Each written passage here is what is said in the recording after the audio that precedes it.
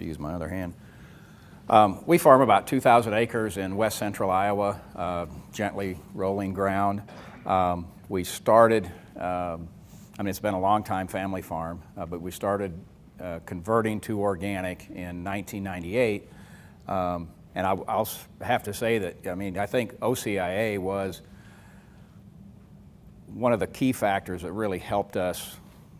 We just transitioned 40 acres the first year, and it took us 10 years to transition all our acres, but OCIA, and this was before the NOP, it had such a great reputation as a certifying agency that the buyers looked for OCIA. Now they just look for your certificate, but, and I think that's carried forward even to today, the quality and what, comes from OCIA. But, and I'll have to say too, I think back in those days, the inspectors and OCIA, they could help you more. And I think their hands are a little bit tied to actually help us start organic farming, which is kind of too bad, but I understand why it is. But, and that was one thing that was really great for us, is that, we got a lot of help from OCIA at that time also. Let's see, we did a study with Practical Farmers of Iowa. It's an organization in Iowa that isn't all organic. I would say a good portion of their members are organic, but it promotes sustainable farming, low input farming. Cover crops is a huge focus on a lot of their research, and I think it's almost all, if not all, farmers like myself that do research, and they help set up farmers to do this research, but it is all farmer participation. When we looked at this, okay, so we were really interested in doing I heard the acronym today from Joel, the CC, the cover crop, yeah, the C-Corp. Anyway, to try to reduce tillage, because everything we hear about is that tillage destroys soil structure and all that, and then we also were looking for a way to minimize our workload during the summer a little bit by maybe not having to do so much cultivation and everything. But a couple of questions that really came up in doing this process was, what's the best planting date for the soybeans, and then also what's the best row width? So we did two studies. The first one was where the intent was we would plant 2 weeks before crimping, we would plant 1 week before crimping, and then plant the same day as crimping. So we had 3 planting dates and 1 crimping date. And then the other thing we did in a different area was we drilled soybeans on 7.5 inch spacings, and then we used our planter also and planted in 30-inch rows. This is just a diagram of it. It's a replicated trial with 4 replications. This is the planting date study. And it turned out, just because of weather, you never can plant exactly when you want to plant, but the first planting date was May 19th, the second planting date was May 23rd, and then the third planting date was June 5th. 17, 13, and then the day of rolling. And feel free to ask questions, because I know what I'm saying, but if I'm not clear, if you guys don't understand it, let me know and I'll clarify what I'm trying to say. The row width study, again, it's 4 replications, just two strips in each replication, the 30-inch rows and the 7.5-inch rows. The 30-inch rows were with a planter, the 7.5-inch rows were with a no-till air seeder, no-till drill. Okay, these methods, the cover crop that we planted in both trials, it was the same.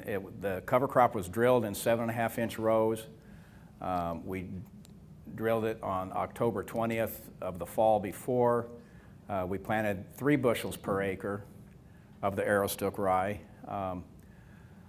And I would say, and I'm trying to sort of keep this, Joel did an excellent job of presenting a lot of the things, and I agree with everything. I'll try to add some things that I think might be helpful. Didn't necessarily have to do with the study, but the Arrowstook rye, or really just the fact that if you do some variety of rye as opposed to variety not stated, I think you'll have more success in crimping, because it's gonna be in that stage when it's right for crimping all at one time, rather than having a variety not stated, which may mature at different times. But we went with the Arrowstook so that it would mature a little sooner. It allows to be, you want to crimp when it's 75 to 100% in anthesis. And let's see, the seeding date study, we actually, and I don't think this was affected anything, the yield or anything, but just to tell you, we drilled the rye perpendicular to what we ended up drilling the soybeans.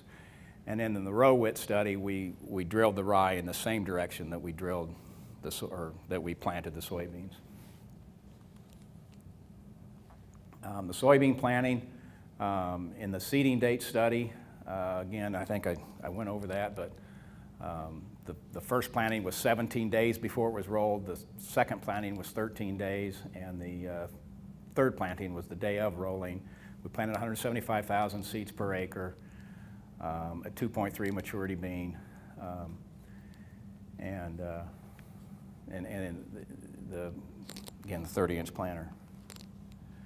There's a picture of what it looked like when we planted it and this is a picture taken on the first planting, May 19th.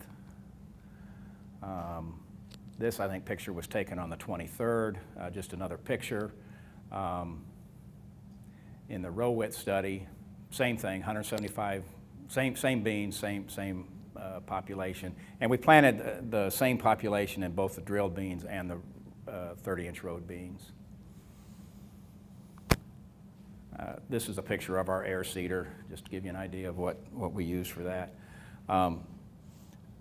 I'll reiterate what Joel said about the planting, and what's critical to this system, and probably the least critical thing is the crimper. I think there's lots of ways you can probably effectively knock that rye down. What's really critical is getting the seed in the ground and covered up. And I think there's some certain challenges with the whole thing. One, just planting into a standing rye crop, but the rye does things that it may have taken out, you may do a conventional field one day and come into that rye field the next day, and it's a totally different field, because that rye's taking a lot of moisture out of the ground. It seems to make that ground hard, so I think it's important to get it in the ground, and the closing wheels do a good job of covering up your seed trench and covering up your soybean seed. Was the depth the same between the air seeder and the planter? We shot to be the same. I mean, I think 1.5 inches, 2 inches, yeah.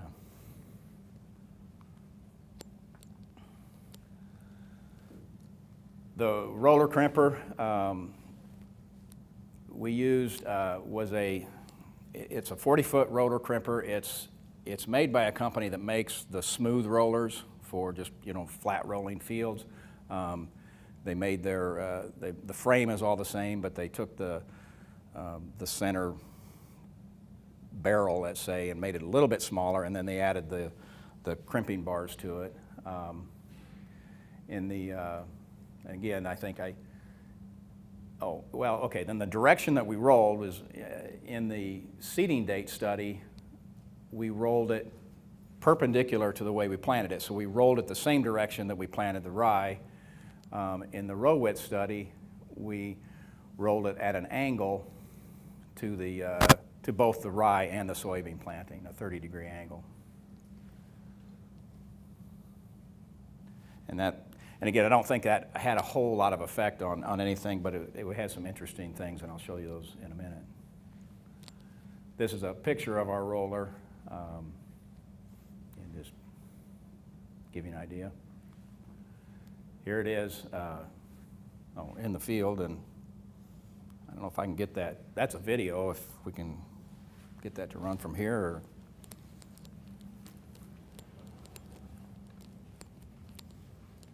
there you go.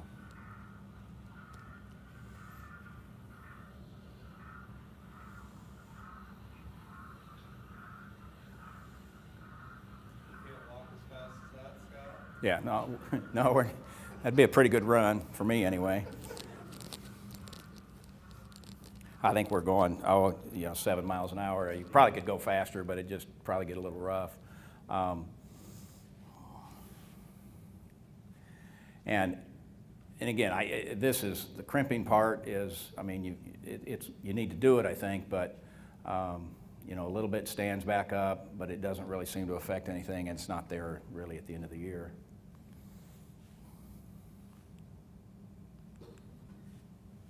It's not. I'm trying to advance it. See if you can make it advance.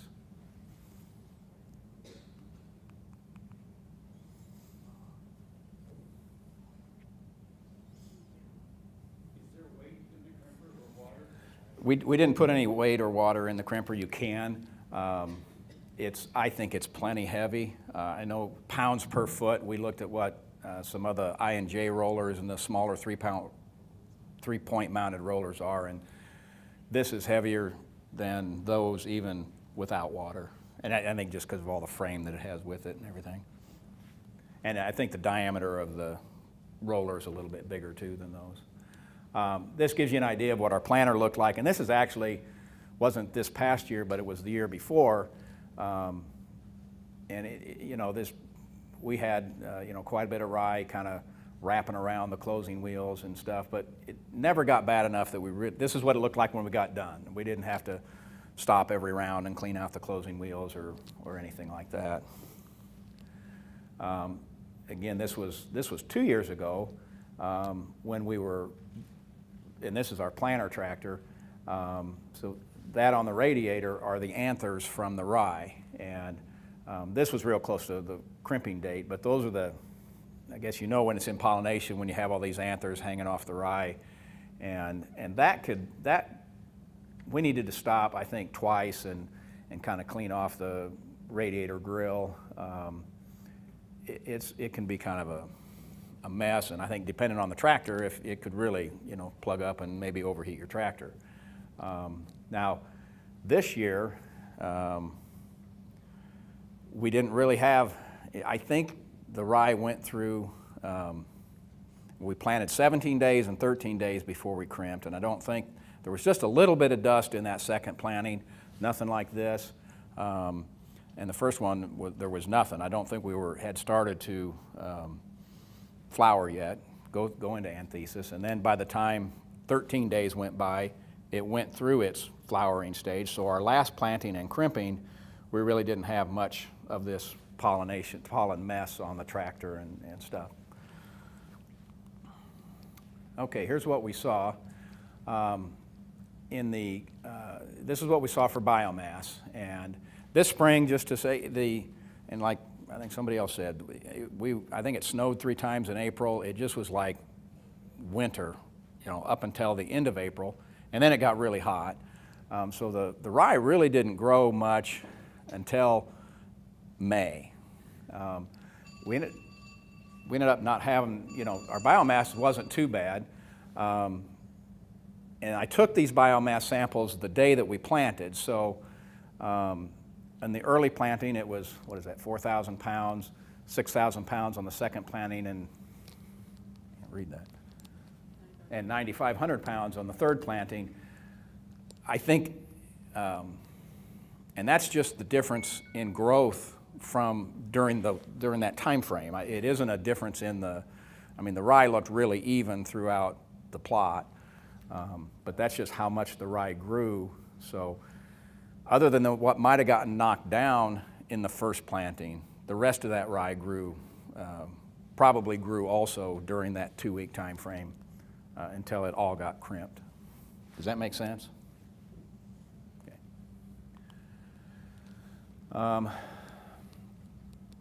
In the soybean seeding date study, the cover crop doubled its growth, and this is just repeating what the last thing said. It doubled in growth before being rolled in the soybeans on May 19th, from 4,000 to 9,500 pounds per acre. In the soybean row width date study, the soybeans seeded May 21st, rolled June 5th. Everything was the same. They were planted the same day, rolled the same day. The cover crop biomass at rolling was 5,200 pounds. Now, why it was so, this was two fields that were right across the road from each other, and I can't explain why one was so much less than the other. Here's a picture. This is the day that we rolled it on June 5th. This was an area where you could actually kind of take a picture of and see some soybeans. So and it was kind of a thin spot on the end row, so there's not as much rye here as there was in most of the field, but I was trying to give you an idea of how tall the soybeans were when we planted. Another thing, in this time frame, like I said, it was cold and then it turned warm, and the warm just kept coming. In fact, the end of May, we were over 100 degrees for 3 days, and 90s for quite a few more. It was a time frame, and we had good moisture, so the beans just grew like crazy. I mean, so these beans were 5-6 inches tall when we rolled them. This is what it looked like, the field looked like on the June 5th rolling date. My next line here is, are the beans okay? Because we're looking at, you just feel like you smothered them. Because they're there, you can see them in the standing rye, and they just disappear when you roll it. There's a picture on June 11th. It's kind of hard to tell in this, I don't know if it's the light, but you can kind of see the beans are starting to poke through. We're getting a pretty good feeling that, well, okay, they're coming up through the rye, so this might work out okay. Here's another picture from June 5th, and it's maybe a little hard to see, but if you can look at the base of those soybean plants. Oh, shoot. Oh, boy. Can you put me back on?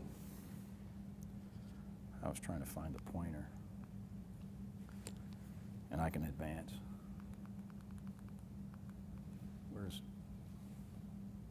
There we go.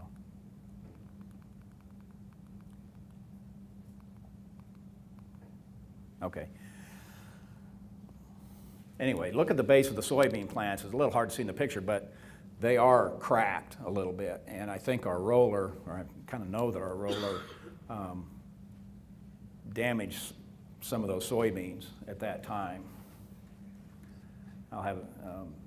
This is a picture on June 13th, 8 days after rolling. This is in the soybean seeding date study, where you see basically no soybeans on the right. Those were rolled the same day as planted, and that's 8 days later. The beans that had a head start, they poked through the rye sooner, and you can see them starting to row after 8 days. One thing that's interesting in this, you'll see those rows don't look straight.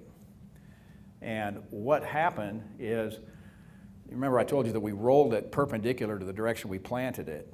So it rolled the soybeans one way, going one direction, rolled them the other way, the other direction, and so it makes them look like they're staggered. So it did crimp them over, and I've got some more pictures of that later. Here's a picture of our drilled soybeans versus our rowed soybeans 1 month after rolling.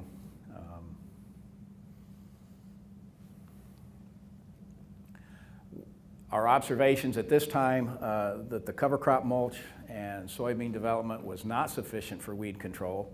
I've got some more pictures of that. The seeding date study, we ended up cultivating on July 26th. We had I don't know what you call it, no-till, high-residue cultivator, similar to the one Joel showed.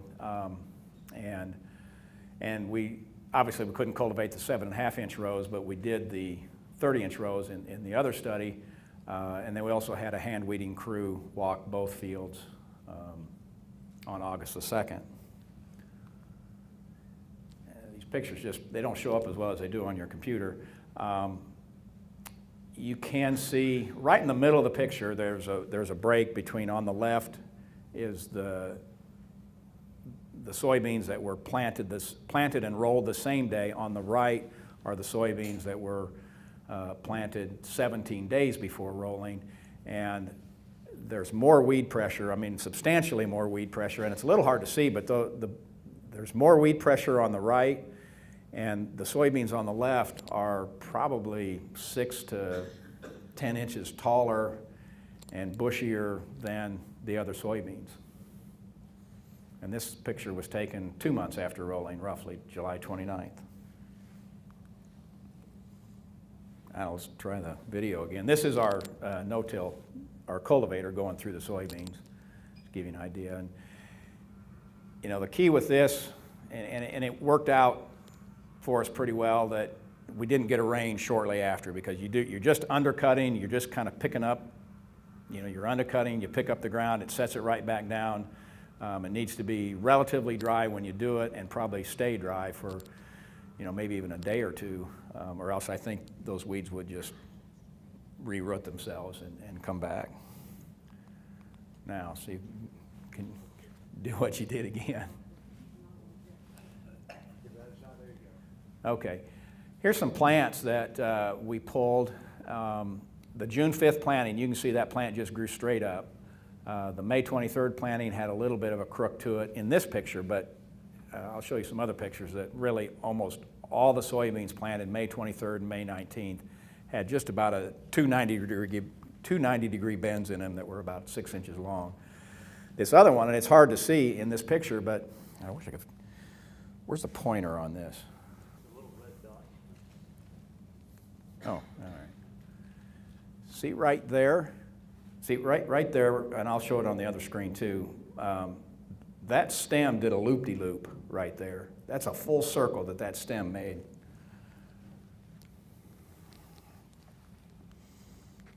Well, there. Right there, that soybean plant just made a full circle. Now didn't see a whole lot of those, but it does give you an indication of what the crimping did to it. Here's a picture of what really most of the soybeans looked like after, the ones that were rolled after they were planted by 13 and 17 days. Whoops. But you can see it takes a 90-degree bend right there.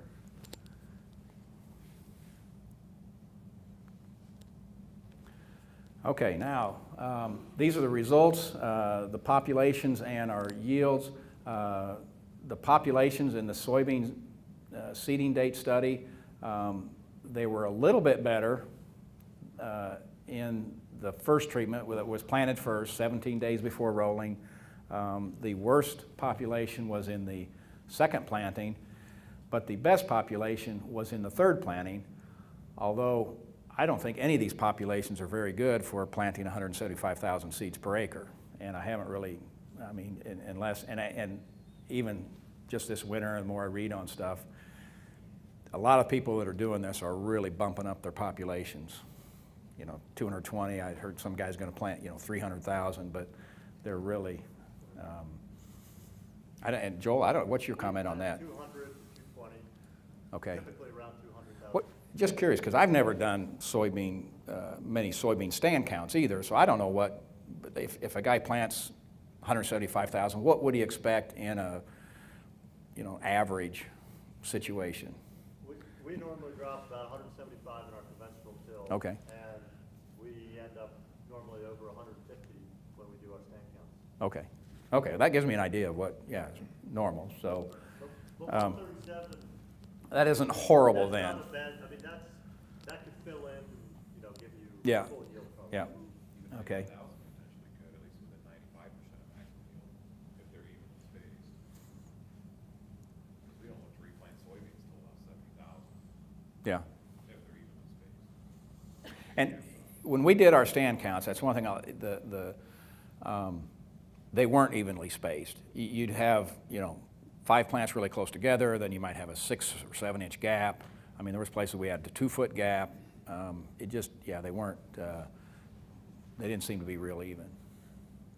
And I'm not sure how you fix that. If that's caused by the whole system, just planting more beans isn't really gonna fix that either. But I think getting this up there a little bit more than, 100,000 would be beneficial.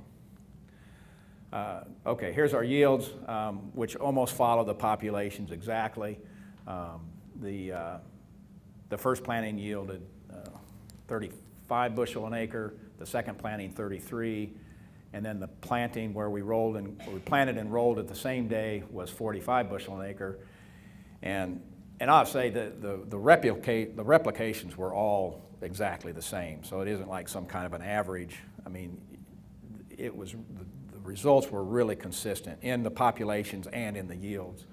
So I guess I feel real good about, you know, what we're seeing here, that it was pretty consistent across the whole test plot. And that's pretty significant too. At least not so significant between the first two, but certainly the third treatment is real significant. Okay, this is after combining.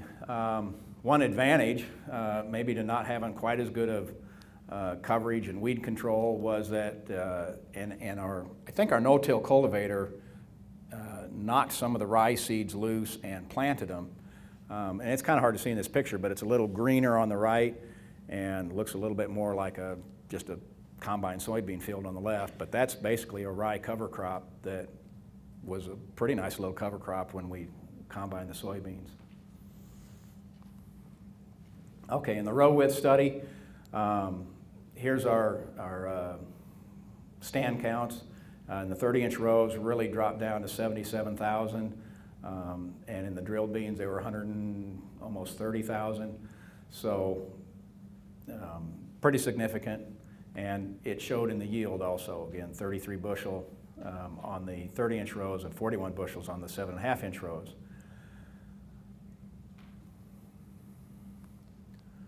And here's a picture of those two treatments. And again, the weed control was better in the drilled rows. If we had drilled that whole field and maybe had the 30-inch rows in between in the test plot, we probably wouldn't have walked, well, we certainly wouldn't have cultivated it, but, and we probably wouldn't have walked that field either. We had much better weed control in the drilled beans than we did in the 30-inch rows.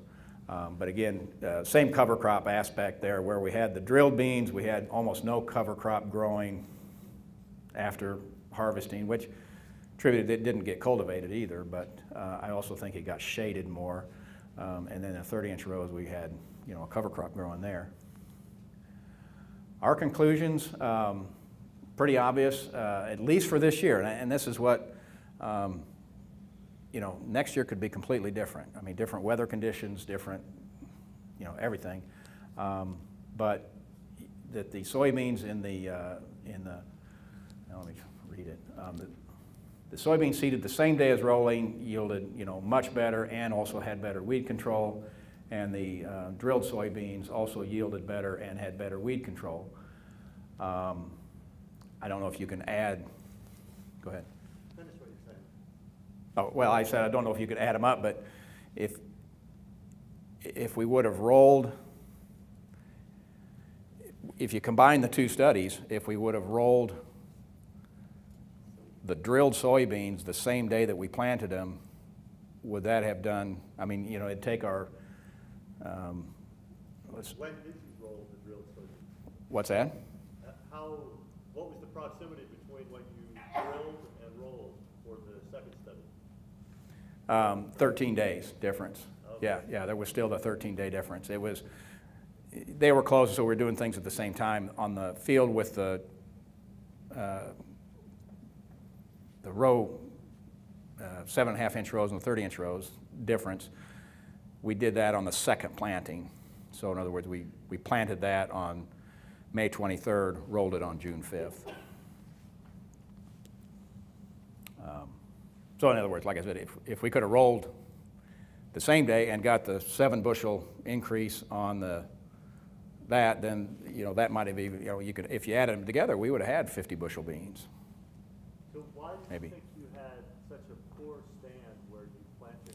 That just sounds like a problem with setting the plant. Well, you know, you would think so. And this is our second year doing it. The first year, and like you said, the first year we really had problems with just, we planted and then no rain. But we also recognized some problems with our planter. I'm not sure if I looked at, I'm not sure what I'd do now to our planter. We've got hydraulic downforce, and it indicated that the row units were in the ground. I mean, we were back there checking. We changed our closing wheels to a copperhead closing wheel that's more aggressive, cast iron, that type of thing. We added weight to the planter. It's a 3-point mounted planter. We do that because it helps with our GPS and our cultivating after we plant and everything. But so it's not a very heavy planter, but we added, I think, about 2,000 pounds to the frame just for this. I don't know, every indication was it should have been in the ground, and we looked back and it seemed like the seeds were covered up way better than they were the year before. But I can't explain, unless the beans just couldn't. I mean, part of it, if we crack that bean stem and it's laying over and it's fighting to get up through the rye, maybe some of them just didn't make it, is my thought. Or maybe even, and then even the ones we crimped the same day we planted, that population was a little bit low. And maybe they're just not, maybe there's some of them that just can't fight up through the rye. Are you finding highly reduced stands in your, where you're doing the roller crimper method? We have reduced stands, but I guess we've been moving towards using a planter because we feel that we get better establishment with the planter. That the planter just places the seed better than a drill can, and only during, more favorable moisture conditions does the drill give you a good stand, whereas the planter is more adaptable. We can adjust the planter to put the seed into moisture under almost all conditions. I mean, I agree 100%. I've always felt that a planter is made to be a much more accurate tool than a drill. And I mean, you've got more room to work with building a planter row unit. I mean, gauge wheels and down pressure and everything. I don't know, we had pretty good moisture, I would say. I mean, maybe the drill didn't do quite as good a job of placing the seed, but maybe we got lucky because we had some rains after we drilled. I mean, the moisture was in the ground and it rained after we planted, so. There could be some interaction where the planter beans emerged well, but then were more damaged by the roller. I don't know. That could be, yeah, When did you yeah. do the stand counts on the soybean? The stand counts were pretty late in the year. They were actually, and they were pretty difficult to do that late in the year, and they were all bent over, but it was, I think, the first part of August. Yeah, we normally are doing stand counts, when the beans are 6 inches tall. Yeah, these were, higher than knee high, but anyway, so. I think kind of an overall conclusion, as far as, if we're gonna keep trying this, I say trying it, we're doing it on a fair amount of acres, not just a trial basis. And these certainly weren't our worst yielding beans this year, and they were far from our best yielding beans, but it does sort of fit in the middle. It gives us if we can make the system work more consistently and work better by maybe changing our row width or changing our planting dates, and get closer to those better yielding fields. It seems like even before we started this, I mean, being organic, and I think, yeah, we can have high corn yields, we can have high soybean yields, but to be consistently high all the time is really difficult. And so it seems like some fields do really well one year and then other fields won't. So these seem to fit in the middle. They're reducing our workload when our workload's the busiest of the year is when we're trying to do all our cultivating and everything. So I think it fits for those reasons. Go ahead. Are you seeing in the years that you've done the no-till, are you seeing an accumulation of perennial weeds? No, Okay. no. And again, we've only done this 2 years. The first year we did it, we ended up, we apply hog manure on the one farm, and we needed to disc the rye because the manure applicator couldn't get through it. After we harvested the soybeans, he couldn't get through what was still left as rye stubble. So the whole year wasn't completely no-till, but so we're still tilling the next year. I don't think the perennials have had much of a chance. yet. So, somebody had a question? Somebody over here had a question, or? Any more questions? Okay, I must have baffled everybody.